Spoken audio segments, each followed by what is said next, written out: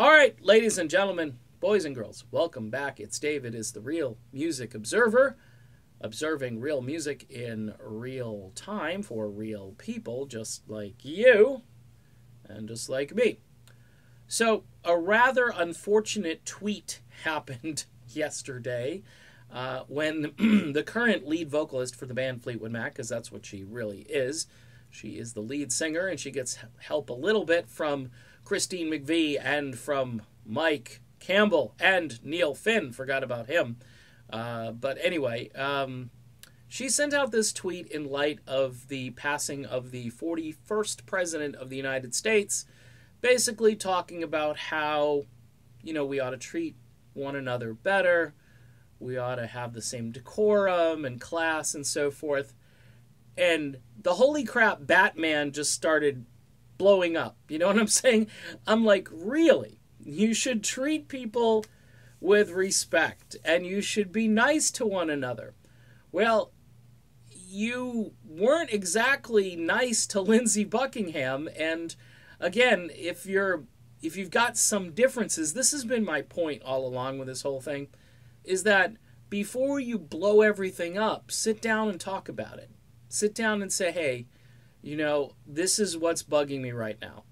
And based on the way Lindsey Buckingham seems to interact with just everybody, I think he would hear you out, and he would take the points, and he would try to make adjustments so you wouldn't be upset or offended or whatever it is that made this happen to begin with. Now, my theory is that this was a done deal, unfortunately, right after the passing of Tom Petty, that this was planted somewhere in her mind, and she said, well, eventually I can get him out and get Mike in, because Mike needs a job, and Mike can't really go out solo, can he now? No, Mike Campbell solo probably wouldn't be a big attraction, whereas Lindsey Buckingham can fill a medium-sized auditorium and really sell them out, too, and really give the fans a treat.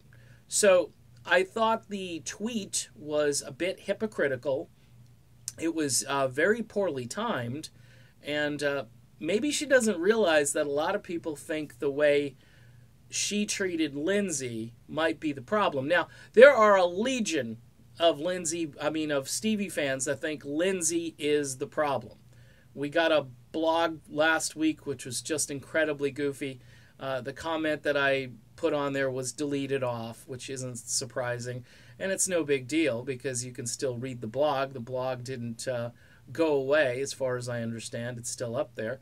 But there are legions of fans that just agree with this narrative that he's the problem, good riddance, we didn't need him. And I think in light of the passing of this particular president, it's really very short-sighted to use that as some kind of an example and how to treat people when you yourself are struggling with that concept when it comes to a guy who you knew since you were a teenager, and all of a sudden you're just casting him aside.